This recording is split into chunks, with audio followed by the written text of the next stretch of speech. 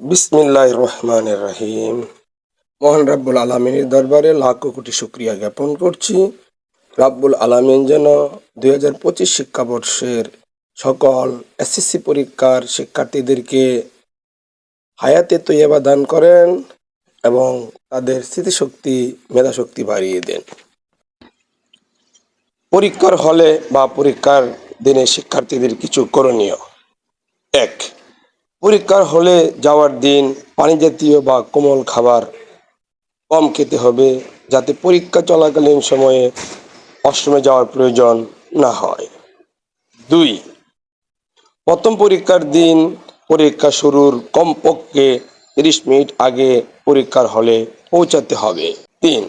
প্রবেশপত্র, কলম, অনুমতি আছে এমন বক্স ছাড়া অন্য কোনো বই, কাগজপত্র সঙ্গে রাখা যাবে না। 4. উত্তরপত্র পাওয়ার পর কভার পৃষ্ঠার নির্ধারিত স্থানে নাম, বিষয়, বিষয়কোড, রেজিস্ট্রেশন নম্বর, রোল নম্বর, তারিখ, কভার পেজে প্রয়োজনীয় তথ্য পূরণ করতে হবে। এছাড়া অন্য কিছু লেখা যাবে না।